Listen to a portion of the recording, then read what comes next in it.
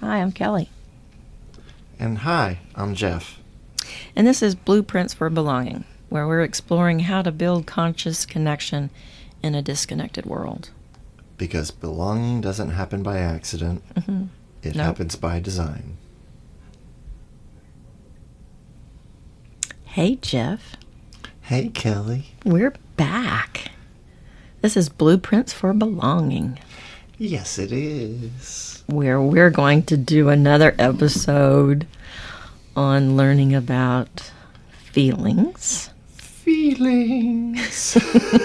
But before that, we're going to kind of recap of what we were talking about before. So Right, of course, because it's been a week, right? It's been a week, right. Got to bring people back along. So what is BIG? BIG is an acronym for a three-pronged growth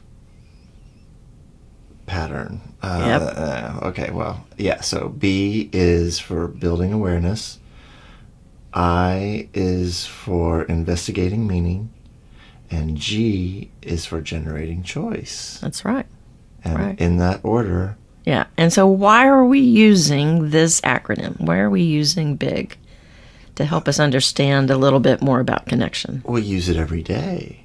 Right. I mean, well, whether you're aware of it or not, you are going through these motions. Right. Yeah. And you are growing, whether it be slow or fast. Because with Intentional awareness, or not. Right, intentional or not, exactly. Right. You're still going to do it. Yeah. Yeah. So a lot of times we, with our growth, we sometimes avoid things. We don't want to deal with it. Mm-hmm. What happens then when we avoid stuff, when we're growing? Well, I imagine it kind of turns into patterns that are unhelpful. Mm-hmm. in And we your keep life. repeating them. Yeah. Yeah. Yeah. Well, of course, Yeah. if you avoid it, you don't address it. You don't deal with it. And it doesn't ever go away. It keeps coming back until you actually do something about it. Mm-hmm. Well, they kind of set up something. They kind of set up a way for us to use judgments, assumptions, and expectations Mm-hmm. when we're not really paying attention to our growth direction. Mm-hmm. Well, Because we can use a judgment about somebody else is not doing what they're supposed to do. Or makes us feel okay. Right. It gives us permission to be... Right. You're the jerk, not me. Right. Right. Yeah, well, judgments are a way of being for people who are unaware. Mm-hmm. And then the assumptions we make about people, we make all kinds of assumptions because we don't ask for clarity. Part of that is part of our growth. We're investigating that meaning and getting a real clear idea of what's happening. Mm-hmm. So that clarity is important. Right. There's not a lot of investigation in a world where you just assume and run on expectations. Right. Yeah. And expectations get us quicker than anything. Uh-huh. Yeah. Indeed they do. They bring up feelings, actually. Right. Those expectations bring up a feeling that's either being met or not being met. Mm-hmm. Yeah. And I'd have to say more than often than not met. Mm-hmm. Because it brings up frustration and anger. And I was supposed to be treated with respect, and you didn't treat me with respect. yeah, you didn't Right. treat me with respect, or that didn't happen how I expected it. Damn it, and Right. you just get angry about it, Right. and yeah, So our feelings are our internal data. They're taking in all of this information, and it's helping us to try to the best thing that I like, or the way that I like to look at it, is when we turn on our turn signal, we know which direction we're going. Sometimes we don't know what our emotions are for, but there are kind of like an early warning system that allows us to know that there's a need of ours that's not being met. Mm-hmm. So, yeah. Well, and to understand it like that is a very different place to start. so it could be kind of like your check engine on your light in the car. On your car. Yeah. It's either being met or not. It's letting you know something's not working. Something's not working. Right. Right. That's what warning lights are for, right? But we've talked a little bit about there's a lot of feelings that we might have, and they get redirected by some memes. And if you're not familiar what memes are ideas or thoughts that get passed on. So one of the memes would be like... boys don't cry. Yeah, or you're too emotional. Oh, you hysterical woman. Right. Yeah. Right. So they redirect us. So, and sometimes we treat feelings as a problem. You know, I just feel so sad all the time, or I feel so mad all the time. And so that creates more stress or more confusion, and it gets us disconnected from ourselves. Mm-hmm. Instead of thinking, well, what am I sad about? Mm-hmm. What am I mad about? You're investigating it. Right. You're using the big. Mm-hmm. Mm-hmm. Yeah. Yeah. Investigate the meaning behind Investigate the meaning behind it, right. I like little things like that kind of help me get back on track. Because when I get distracted or get thrown off track, or I've got something that I can return to that is a pattern for me that I can get back into really quickly. Mm-hmm. So that's why we're bringing this up, because it's one that can help somebody when they're getting overwhelmed with some emotions. Mm-hmm. Any questions you might have? Not really on that. Okay. It just makes me think about people I know. Oh, okay. Yeah. And I just want to shake them and go, it doesn't have to be this hard. Yeah. Well, when we treat feelings like a problem, sometimes we try to fix them or hide them. Mm-hmm. Mm-hmm. Avoidance is huge. Right. So you look like you're angry. Right. So some people have a face that gives them away. Right. So you look like you're angry. And then you say, what do you say? No, I'm not. No, I'm not. I'm not angry. I'm fine. Right. I have a song about that one, but never mind. Anyway, so we miss this information that those feelings are giving us. Mm-hmm. Mm-hmm. And then we get disconnected, and that disconnection causes more stress or more confusion. And the more we get disconnected from others, what happens? Well, the more we get disconnected from ourselves. Correct. Right. And disconnecting from yourself is like the worst thing you can possibly do. Mm-hmm. Because, well, if you can... So anything you can be to somebody else starts with yourself. Mm-hmm. So you learn how to be compassionate with yourself. Because I can't give you $1 million if I don't have $1 million. That's right. But I want to. Uh-huh. Well, it's the same concept with the whole airplane thing. Right. You got to put your mask on before you put the mask on of a child, because if you're passed out, you can't do it. Right.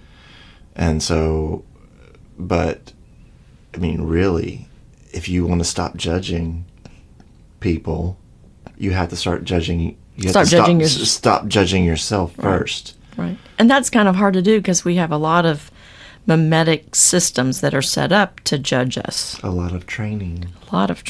Yeah. Yeah, not just mimetics. Mm-hmm.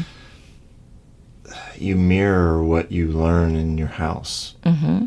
And for many of us, that is self-criticism. Mm-hmm.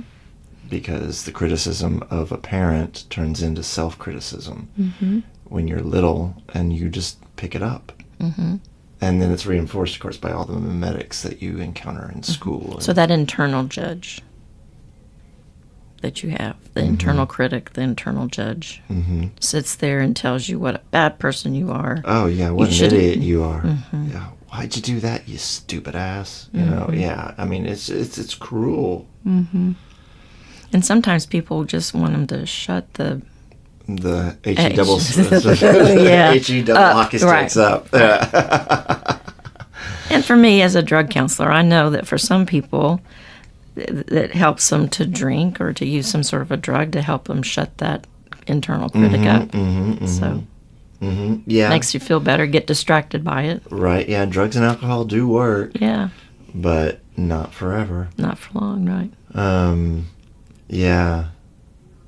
It's So- such a deadly trap we get in. Right. So feelings doesn't mean something's wrong or broken. They're your internal alert system to help you get a need met. So let's just kind of work through that. So I'm happy today. How about you? I'm pretty good. That's not a feeling. That's a thought. Yeah. Well, I am happy. I'm happy to be here. I'm happy to be recording with you. Mm-hmm. And I had awesome pancakes today, and I got my car fixed today. So Your heart fixed? I am my car. Oh, okay. I was like, man. Yeah. So I am feeling very happy. Happy. Content? Content. Yes. Because some needs of... Needs are being met. So what needs might those be? Well, the need for lunch was met by my housemate, Jenny. The need for getting my car fixed is actually being assisted by my sister. So I'm very thankful for that. It just feels so nice because a battery these days is not what it used to cost. So the need of contribution to your well-being is being met. Yeah. Well, support. Understanding. Support and understanding are big in both of those. Yeah. Okay. Yeah. And of course, doing this, like the recording part, that feeds a totally different need in me. And that's to be productive and helpful to society. So giving thing back to the world? Sorry, excuse that. That was just a mic drop. My mic decided to take off. I don't know where it's going to go. Right. Now you're on the center post. I know, but I don't know what else to do. I don't know. I'm just going to... There we go. All right. Nice catch, though. Nice catch. Yeah.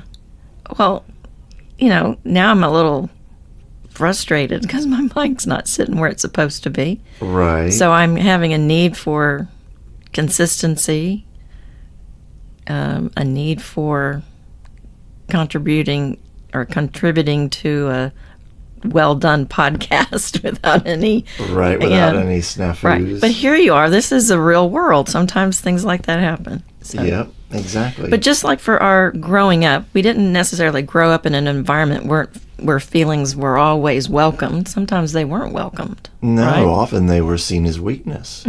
Don't be too sensitive. Don't be so sensitive. Don't be too emotional. Boys don't cry. Don't be a sissy because feelings are for sissies. All that stuff, Like, What was your favorite one? Boys don't cry. You got that from... From school, I think, okay. really. I mean, gosh, probably TV as well. I never got that at home. But mostly for environmental stuff. Yeah, so. yeah. Okay. Mostly environmental. What about home? I was never told that boys don't cry. I was never told not to be too emotional because I don't think I was too emotional. But yeah, I mean, I felt relatively free at home. Now, I was terrified to come out as gay to my father because of the way he had behaved with people in his office who were gay or things he would say about them. He was very derogatory towards them, at least to me. He wouldn't necessarily say that to the person, but, obviously he feels that way. And so I was terrified. But at the same time, that did not stop me from bawling like a baby when I told my father I was HIV positive. And he was there for me.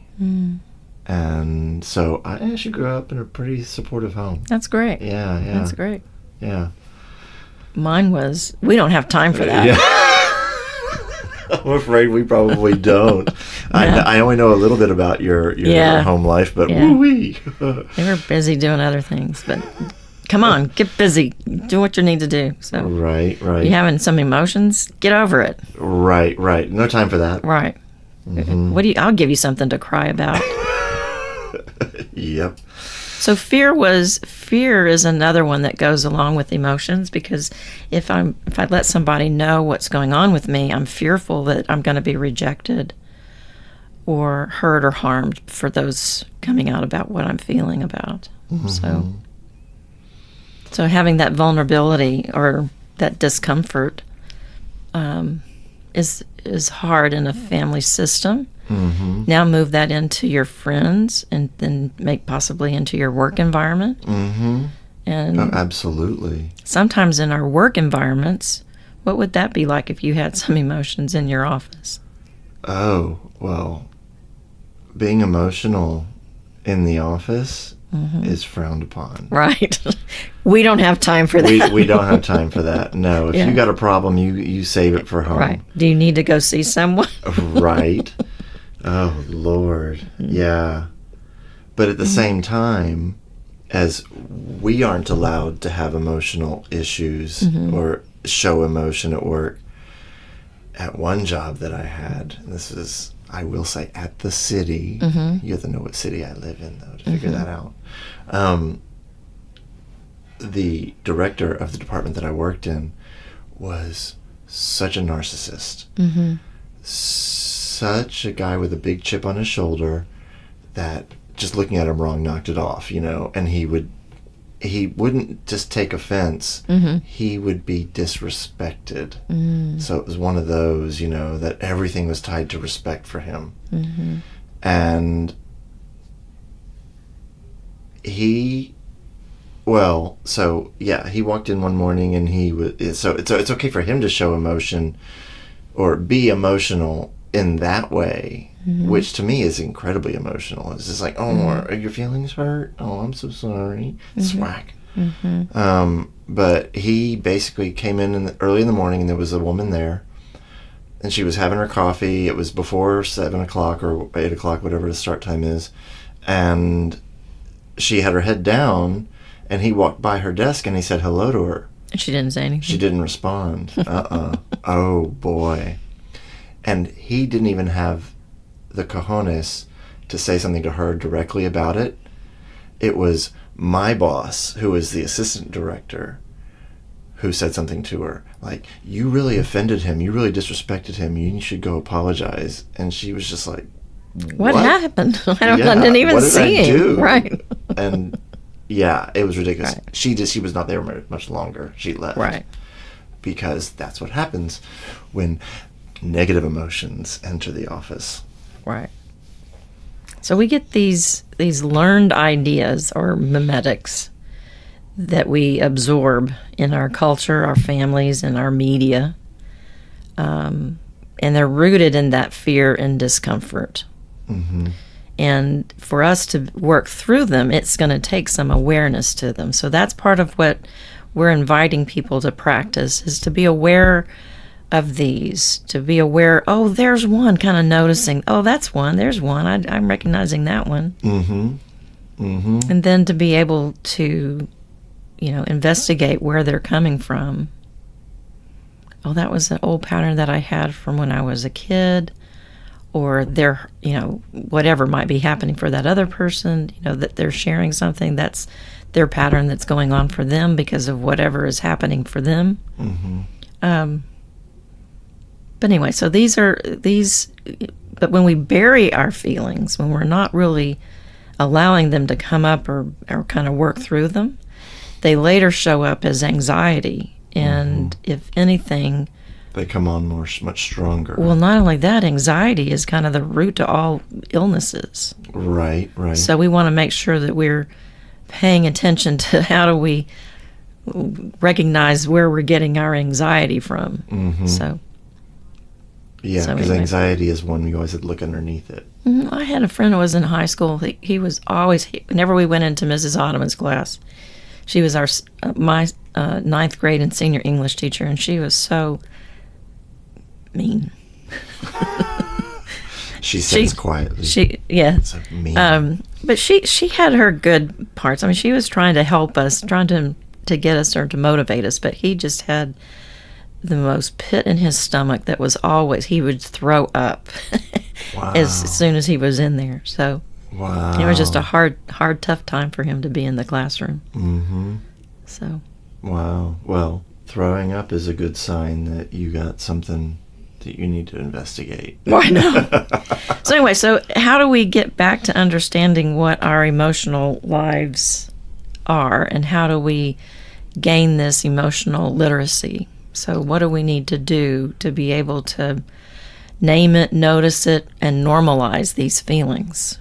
And this is what we're doing this podcast for, is because we're trying to help people understand that these are just the normal parts of communicating with each other about trying to get our needs met. So, yeah, well, exactly. So I think a great way to build this awareness is to keep a little journal with you, or your phone. You can keep notes on your phone, or keep notes in a little notebook. And when you notice it, well, it would be helpful if they also increase their vocabulary at the same time. So a lot of times, I'm going to share something here. Sometimes I hear people say, well, I feel like you don't love me. Ooh. Or I feel like you don't even care about me. Right. So that's not a feeling. That's a thought. Feeling, right. Yeah. Right. So feelings are feeling words. Sad. Happy. Angry. Frustrated. Yeah. Yeah, frustrated. Yeah. Yeah. Even though it has an ED. yeah. Even though it has an ED, because a lot of those are not feelings. Right. But happy, sad, pain, shame, guilt, fear, anger, lonely, joy is when we got there. But there are so many more, and we all share them. Everybody has them. Everybody has them at some point in their life, and sometimes they have multiple ones all the time, and sometimes they don't. It just depends on the individual and their life. So we need to build our feeling vocabulary. So if you need to, you can look it up on the internet. You can ask help with giving you some feeling words and what they mean, if you need some help with that. One I want to talk about is sometimes we think of shame as a feeling. Shame is a strategy. Shame is a strategy, It's right? not a It's not a feeling. We might feel shame. Or we think we feel shame. We feel bad because other people might be pointing out all our flaws. Right. But that is a strategy, is what Geoff is talking about, of trying to get a need met over someone else's. It's a power strategy to try to get a need met over. And I love Brene Brown's work on shame. Shame is never, ever an appropriate emotion. Ever. So. Right. So anyway, helping yourself look out or try to find some ways to understand what feelings are. We talked a little about faux feelings. That was the I feel like you. If you're using the word I feel like, that's not a real feeling. Right. That's a faux feeling. If the word I feel is followed by like, or as if, or a proper noun other than I. Yeah, that those are not feelings; those are thoughts. Right. So we want to make sure that we are actually being aware of our feelings and understanding the direction they're pointing us toward. I know that sometimes when we say I feel disrespected or I feel attacked by somebody, sometimes that's a judgment about myself, or I think they want to hurt me or harm me. I have to kind of put a pause there and think, what is the evidence that I'm getting this information from? Because I don't want to make up any assumptions on that other person's part. I want to make sure I'm really clear about what it is. So. Right. That's investigating the meaning behind your feeling. Right. Yay, it's the I. Right. So part of this week is just trying to help, trying to get you back to kind of understanding what feelings are for, and we want to make sure that we are giving you that awareness. So we would like to hear from you about if you have some thoughts about your feelings. You know? If you got some feels about your feelings? Yes. So we're letting you be aware of what OFNR is. Observation, feelings, needs, and requests. That's what OFNR is. And we've done a little bit about observation. But that was in another podcast. And now we're talking about feelings. Mm-hmm. And a lot of people don't want to, like, they'll say, how are you feeling today? Right. And they don't really want to hear. They don't really want to hear what you're saying. Right. Especially if it's not, I'm fine. I know. I'm doing all right. Well, I'm great. Right. That's the small talk that we get into. Yeah. And it doesn't really make more of a connection. It just gets us. No, it just gets us to the next point. To the shutdown place, right? Yeah. So what's going to be our next episode? Well, and the next episode's going to be needs. Ooh. It's going to be the N in ONFR. Oh, what? OFNR, sorry. I'm like, ONFR. Well, we should know needs first. No. Jeffrey's getting confused. So this OFNR is the Marshall Rosenberg's work of nonviolent communication. And usually I hear people say, well, I'm not violent. And I said, I know. But I bet you sound violent in your own head. Sometimes, yeah. Yeah, well, some of the worst violence carried out is against oneself. Yeah. So going back to, why is this so important for belonging? Why are we giving this structure if we're trying to help people get some blueprints for belonging? What is this that we're doing? Use it from that analogy as an architect. Right. Well, we are establishing a foundation from which to build on, which will help one understand themselves better, and by that very nature, understand others better. And understanding what you can and cannot control, that all plays into it. And it's about, it starts with the awareness, but there's more to it than that. And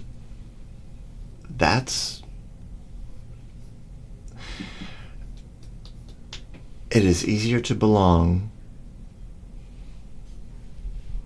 if you can meet people where they are instead of where you are.